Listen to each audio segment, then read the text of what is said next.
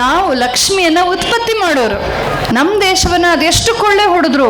ಇವತ್ತು ಹೋಗ್ಬಿಟ್ಟು ಸುಮ್ಮನೆ ನೆಟ್ಟಲ್ಲಿ ಅದೇ ಗಜನಿ ಅದೇ ಗೋರಿ ಹೆಂಗಿದೆ ಅಂತ ನೋಡಿ. ಜಗತ್ತಿಗೆ ಲೂಟಿ ಅಲ್ಲ ದಾನ ಅಂತನ್ನುವ ದೊಡ್ಡ ನೀತಿ, ಸಹಬಾಳ್ವೆಯ ನೀತಿಯನ್ನ ಕೊಡಬಲ್ಲಂತಹ ಏಕೈಕ ಧರ್ಮ ಇದ್ರೆ ಅದು ಸನಾತನ ಧರ್ಮ ಒಂದೇ. ನಮ್ಮ ಅಭಿಮಾನ ಇನ್ನೊಬ್ಬರನ್ನ ಕೊಲ್ಲು ಅಂತ ಹೇಳೋದಿಲ್ಲ. ನಮ್ಮ ಅಭಿಮಾನ ನೀನು ಸೆಟೆದು ನಿಲ್ಲು ಬೆಳಿ ಅಂತ ಹೇಳುತ್ತೆ.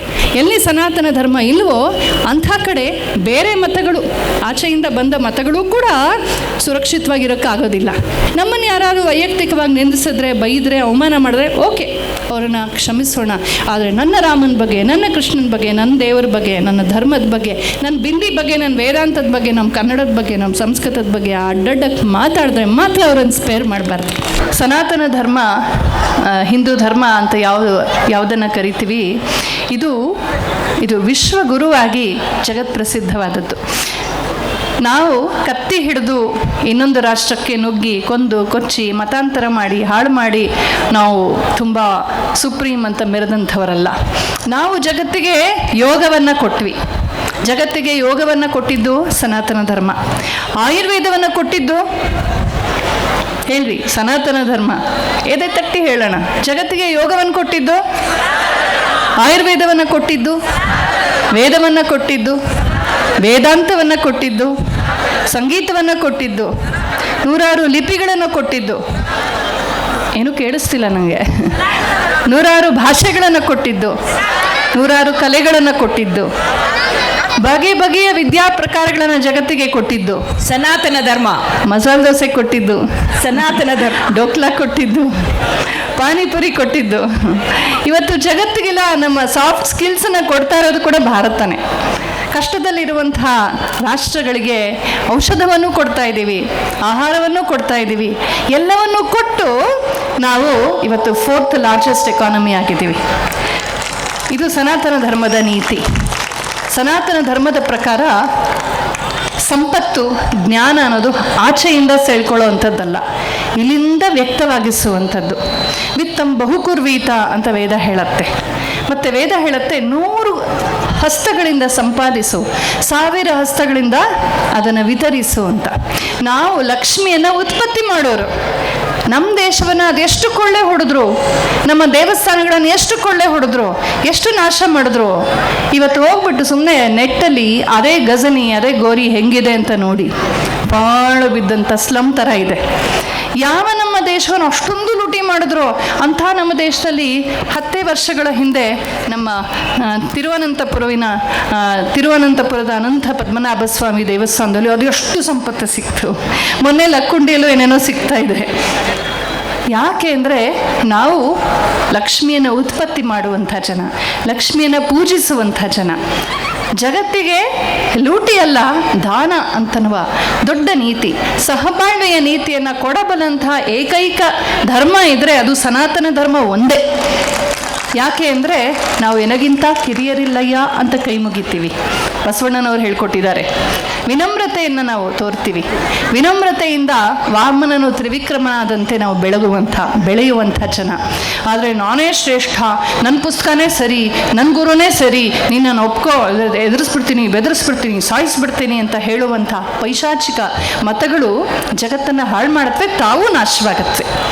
ಆದರೆ ಕೊಂದ ಜನಗಳನ್ನು ಬಂಧುವೆಂದು ಕರೆದಂಥ ಭರತ ದೇಶ ಅಂತ ಕವಿಗಳು ಹಾಡ್ತಾರಲ್ಲ, ಹಾಗೆ ನಮ್ಮ ನೋವನ್ನೆಲ್ಲ ಜೀರ್ಣಿಸ್ಕೊಂಡು ಮರೆತು ಮುನ್ನುಗ್ಗುವಂತಹ ಛಲ ಬಲ, ಆ ಫೋರ್ಸೈಟೆಡ್ನೆಸ್, ಸದಾ ಮುಂದಕ್ಕೆ ಹೋಗುವಂತಹ, ನೋವನ್ನು ಮರೆತು ಮೇಲೇರುವಂತಹ ಶಕ್ತಿಯನ್ನು ನಮ್ಮ ಭಗವದ್ಗೀತೆ ನಮಗೆ ಕೊಟ್ಟಿದೆ. ಹಾಗಾಗಿ 1947ರಲ್ಲಿ ಭಾರತ ಪಾಕಿಸ್ತಾನ ಎರಡೂ ಒಟ್ಟಿಗೆ ಸ್ವಾತಂತ್ರ್ಯ ದಿನವನ್ನು ಸ್ವಾತಂತ್ರ್ಯ ಅಂತ ಹೇಳೋಕ್ಕಾಗಲ್ಲ, ಪಾಕಿಸ್ತಾನ ಕಿತ್ಕೊಂಡಿದ್ದು.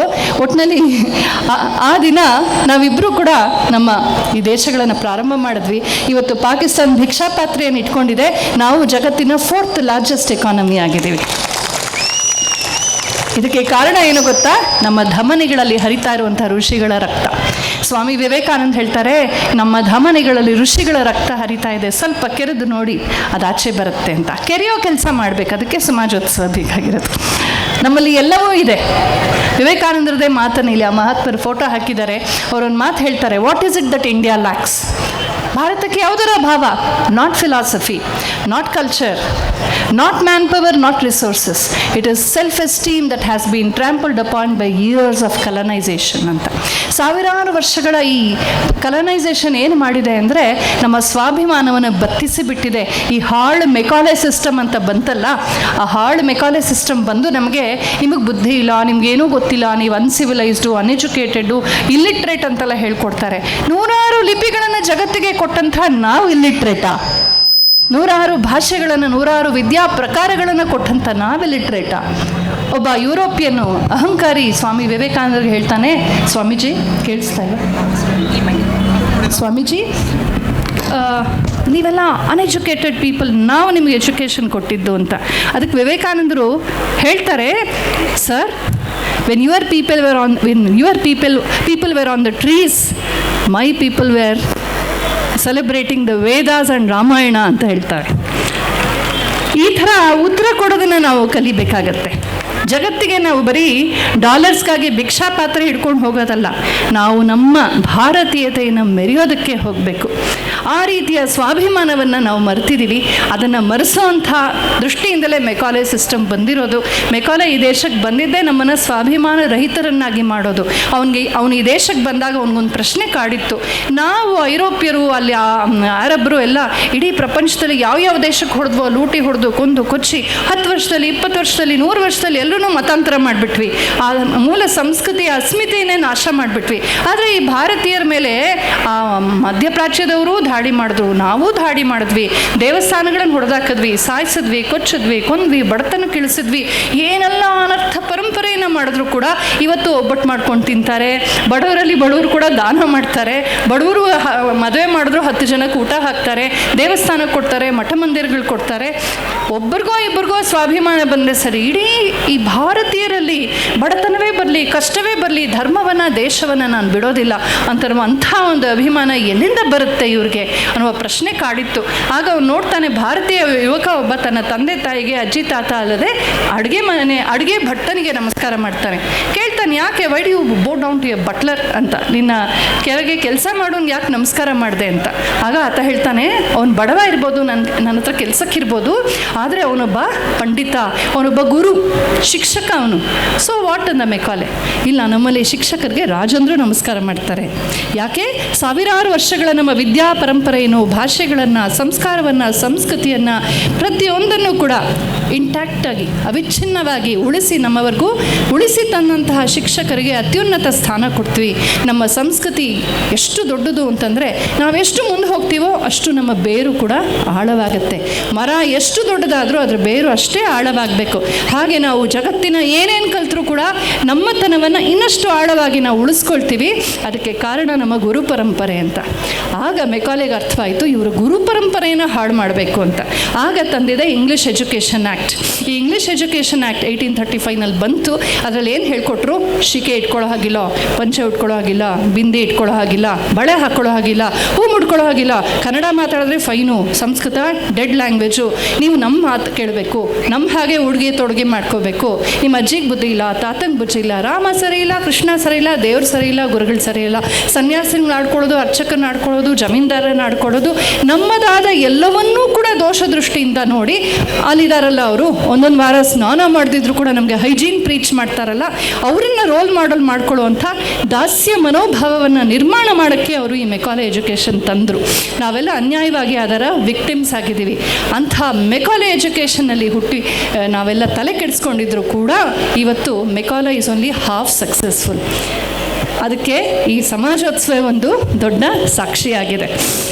ಯಾರು ಎಷ್ಟೇ ತಲೆ ಕೆಡಿಸ್ಕೊಂಡ್ರು, ಯಾವ ವಾಮಪಂಥೀಯರು, ಯಾವ ವೋಕಿಸಮು, ಲೆಫ್ಟಿಸಮು, ಫೆಮಿನಿಸಮು ಏನೇ ನಮ್ಮ ತಲೆ ಕೆಡಿಸಿದ್ರು ಕೂಡ ನಮ್ಮ ಅಂತರಂಗದಲ್ಲಿ ನಮ್ಮ ಆ ಋಷಿಗಳ ರಕ್ತ ನಮ್ಮ ಧಮನಿಗಳಲ್ಲಿ ಹರಿತಾ ಇದೆಯಲ್ಲ, ಅದು ಎಲ್ಲೋ ಒಂದು ಕಡೆ ವಾಪಸ್ ಸ್ವಾಭಿಮಾನವನ್ನು ಜಾಗೃತಗೊಳಿಸ್ತಾ ಇದೆ.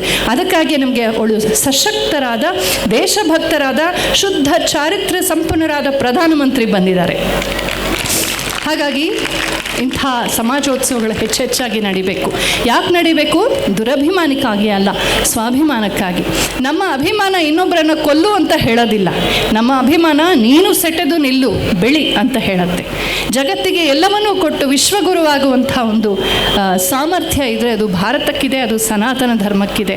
ಯಾಕೆ ಅಂದರೆ ಎಲ್ಲಕ್ಕೂ ಆಶ್ರಯ ಕೊಡುವಂಥದ್ದು ಸನಾತನ ಧರ್ಮ.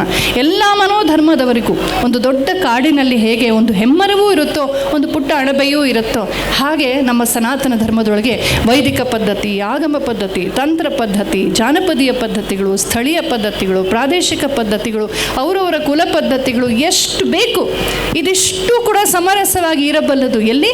ಕೇವಲ ಸನಾತನ ಧರ್ಮದ ಆಶ್ರಯದಲ್ಲಿ. ಎಲ್ಲಿ ಸನಾತನ ಧರ್ಮ ಇಲ್ವೋ ಅಂಥ ಕಡೆ ಬೇರೆ ಮತಗಳು, ಆಚೆಯಿಂದ ಬಂದ ಮತಗಳು ಕೂಡ ಸುರಕ್ಷಿತವಾಗಿರೋಕ್ಕಾಗೋದಿಲ್ಲ. ಸನಾತನವಲ್ಲದ ಮತಗಳಲ್ಲೂ ಬೇಕಾದಷ್ಟು ಪಂಗಡಗಳಿವೆಯಲ್ಲ, ಆ ಎಲ್ಲ ಪಂಗಡ ನಿಮಗೆ ಕಾಣಿಸಿಕೋದು ಕೇವಲ ಭಾರತದಲ್ಲಿ. ಯಾಕೆ? ಸನಾತನ ಧರ್ಮ ಇಲ್ಲಿ ಪ್ರಧಾನವಾಗಿರೋದ್ರಿಂದ. ಹಾಗಾಗಿ ನಾವು ಹೆಮ್ಮೆ ಪಡೋಣ.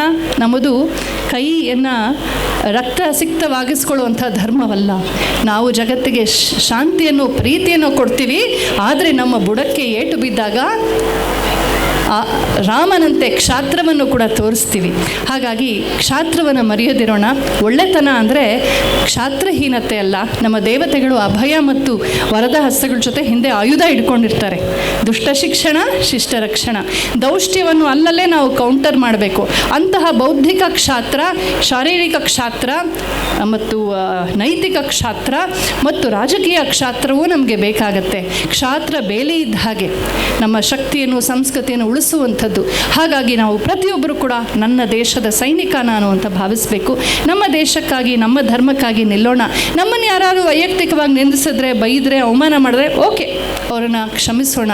ಆದರೆ ನನ್ನ ರಾಮನ ಬಗ್ಗೆ, ನನ್ನ ಕೃಷ್ಣನ ಬಗ್ಗೆ, ನನ್ನ ದೇವರ ಬಗ್ಗೆ, ನನ್ನ ಧರ್ಮದ ಬಗ್ಗೆ, ನನ್ನ ಬಿಂದಿ ಬಗ್ಗೆ, ನನ್ನ ವೇದಾಂತದ ಬಗ್ಗೆ, ನಮ್ಮ ಕನ್ನಡದ ಬಗ್ಗೆ, ನಮ್ಮ ಸಂಸ್ಕೃತದ ಬಗ್ಗೆ ಅಡ್ಡಡ್ಡಕ್ಕೆ ಮಾತಾಡಿದ್ರೆ ಮಾತ್ರ ಅವರನ್ನು ಸ್ಪೇರ್ ಮಾಡಬಾರ್ದು. ಅಂಥ ಕ್ಷಾತ್ರ ನಮಗೆ ಬೇಕಾಗಿದೆ. ನಮ್ಮ ಮಕ್ಕಳೆಲ್ಲ ಇವತ್ತು ಐ ಡೋಂಟ್ ನೋ ಕನ್ನಡ ಅಂತ ಹೇಳೋದು ಸ್ಟೈಲ್ ಅಂದ್ಕೊಂಡಿದ್ದಾರೆ. ಎತ್ತಿ ಹೊಡಿಬೇಕು ಅಂತ ಅನಿಸುತ್ತೆ ನನಗೆ. ಇಂಗ್ಲೀಷ್ ಬರಲ್ಲ ಅಂದರೆ ನಡೆಯುತ್ತೆ. ನಮ್ಮ ಪ್ರಾಣೇಶ್ ಗಂಗಾವತಿ ಅವ್ರು ಹೇಳ್ತಿರ್ತಾರೆ, ನಂಗೆ ಬರೋದು ಒಂದೇ ಭಾಷೆ ಕನ್ನಡ, ಅದನ್ನು ಮಾತಾಡಿಕೊಂಡೆ ನಾನು ಎಷ್ಟೋ ದೇಶದಲ್ಲಿ ಜೈಬರಿ ಬರ್ಸಿದ್ದೀನಿ ಅಂತ. ನಮಗೆ ಬೇಕಾಗಿರೋದು ಬರೀ bunch of English words, western dresses, MG ರೋಡಲ್ಲಿ 10 ರೂಪಾಯಿ ವಸ್ತುಗೆ 1000 ರೂಪಾಯಿ ವೇಸ್ಟ್ ಮಾಡ್ಕೊಂಡಿರೋವಂಥದ್ದಲ್ಲ. ಅವ್ರ ದೇಶಕ್ಕೆ ಏನೂ ಮಾಡಲ್ಲ. ಅವ್ರು ವೇಸ್ಟ್ ಬಾಡಿಗಳವರು, ಅವ್ರ ಪಾರ್ಟಿ ಆ್ಯನಿಮಲ್ಸು. ಯಾರು ಬೀದಿಯ ಬದಿಯ ಅಜ್ಜಿ ಇರ್ತಾಳಲ್ಲ, ಬಡವಿ, ಅವಳ ಹತ್ರ ವ್ಯಾಪಾರ ಮಾಡ್ತಾರೋ, ಯಾರು ನಮ್ಮ ರೈತರಿಗೆ, ನಮ್ಮ ಸ್ಮಾಲ್ ಇಂಡಸ್ಟ್ರೀಸ್, ನಮ್ಮ ಕೈಗಾರಿಕೆಗಳಿಗೆ ವ್ಯಾಪಾರ ಮಾಡ್ತಾರೋ ಅವರು ದೇಶವನ್ನು ಕಟ್ಟುವಂಥದ್ದು. ಹಾಗಾಗಿ ಸ್ವದೇಶ, ಸ್ವಭಾಷೆ, ನಮ್ಮ ಭಾಷೆ, ನಮ್ಮ ವೇಷ, ನಮ್ಮ ಭೂಷ, ನಮ್ಮ ಧರ್ಮ, ಅದೇನಿದೆ ನಮ್ಮ ಅಸ್ಮಿತೆಯನ್ನು ಉಳಿಸೋವಂಥದ್ದು, ಬೆಳೆಸೋದು ತುಂಬ ಮುಖ್ಯ. ಹಾಗಿದ್ದಾಗ ನಾವು ಇಮ್ಯೂನ್ ಆಗಿರ್ತೀವಿ. ಯಾವುದೇ ಟ್ರ್ಯಾಪ್ಗೆ ನಮ್ಮ ಹೆಣ್ಮಕ್ಳು ಬೀಳೋದಿಲ್ಲ, ಯಾವುದೇ ಮತಾಂತರದ ಜಾಲಕ್ಕೆ ನಾವು ಬೀಳೋದಿಲ್ಲ. ಇವತ್ತು ನಾವು ಸಮಸ್ತ ಹಿಂದೂ ಜನ ಮುಂದಿನ ಸಲ ಸಮಾಜೋತ್ಸವ ಮಾಡುವಾಗ ಈ ಗ್ರೌಂಡ್ ಸಾಲಬಾರ್ದು. ಆ ರೀತಿ ಒಬ್ಬೊಬ್ಬರು ಕೂಡ ಒಂದೊಂದಷ್ಟು ಜನನ ಕರ್ಕೊಂಬರ್ಬೇಕು. ಅಲ್ಲೆಲ್ಲೋ TV ನೋಡಿಕೊಂಡು, ಅದೇ ಬರ್ಮುಡಾ ಹಾಕ್ಕೊಂಡು, ಅದೇ ಕಾಫಿ ಕುಡ್ಕೊಂಡು, ಅದೇ TV ನೋಡಿಕೊಂಡು ಕಾಲ ಕೆಟ್ಟೋಯ್ತು ಅಂತ ಹೇಳೋದ್ರಿಂದ ಏನೂ ಆಗೋದಿಲ್ಲ. ನಾವು ಸೇರಬೇಕು, ದೇಶಕ್ಕಾಗಿ, ಧರ್ಮಕ್ಕಾಗಿ ಸೇರಬೇಕು. ಇಲ್ಲಿ ನೆರೆದಿರುವಂಥ ಸಮಸ್ತ ಹಿಂದೂ ಜನರಿಗೆ ನಾನು ತುಂಬ ಹೃದಯದ ಅಭಿಮಾನಗಳನ್ನು ಹೇಳ್ತೀನಿ. ಪೂಜ್ಯ ಸ್ವಾಮೀಜಿಯವರ ಸಮ್ಮುಖದಲ್ಲಿ ಮತ್ತು ಬಹಳ ಪ್ರಸಿದ್ಧ ಜನಪ್ರಿಯ ನಟರಾದಂಥ ಶ್ರೀ ಜಗ್ಗೀಶ್ ಅವರ ಸಮ್ಮುಖದಲ್ಲಿ ಹಾಗೂ ಯುವ ಚೇತನರು ಎಲ್ಲ ಸೇರಿದ್ದಾರೆ. ಹಾಗಾಗಿ ತುಂಬ ಸಂತೋಷ. ಈ ಅವಕಾಶಕ್ಕಾಗಿ ಧನ್ಯವಾದಗಳು. ನಾವೆಲ್ಲ ಭವ್ಯ ಭಾರತೀಯರಾಗೋಣ. ನಾನು ಒಂದು ಸಣ್ಣ ಕನಸನ್ನು ಹೇಳ್ತೀನಿ, ಎಲ್ಲ ಕಡೆ ಹೇಳ್ತಿದ್ದೀನಿ, ನಿಮ್ಮ ಜೊತೆ ಹಂಚ್ಕೊಳ್ಳೋಕ್ಕೆ ಇಷ್ಟಪಡ್ತೀನಿ. ನಾನು ಸೇರಿದ ಹಾಗೆ ನಮ್ಮೆಲ್ಲರೂ ಮನೇಲಿ ತುಂಬ ಜನ ಅಮೇರಿಕಕ್ಕೆ ಎಕ್ಸ್ಪೋರ್ಟ್ ಮಾಡಿಬಿಟ್ಟಿದ್ದೀವಿ ಮಕ್ಕಳನ್ನು. ಅದಕ್ಕೆ ನನಗೂ ಒಂದು ಕನಸಿದೆ. ಓಕೆ, ಅಲ್ಲಿಯೂ ಪಾಪ ಎಲ್ಲ ಚೆನ್ನಾಗಿದ್ದಾರೆ, ಆದರೆ ನಮ್ಮ ದೇಶಕ್ಕೆ ಇದು ದೊಡ್ಡ ನಷ್ಟ. ಆಂಧ್ರದಲ್ಲಿ ಒಂದು ದೇವಸ್ಥಾನ ಇದೆ, ಚಿಲ್ಕೂರು ಅಂತ ಒಂದು ಊರಿದೆ. ಅಲ್ಲಿ ವೀಸಾ ವೆಂಕಟೇಶ್ವರ್ಲು ಅಂತ ಒಂದು ಗುಡಿ ಇದೆ. ನಮ್ಮವರೆಲ್ಲ ಹೋಗ್ಬಿಟ್ಟು ಅಲ್ಲಿ ಸುತ್ತಾ ಇರ್ತಾರೆ.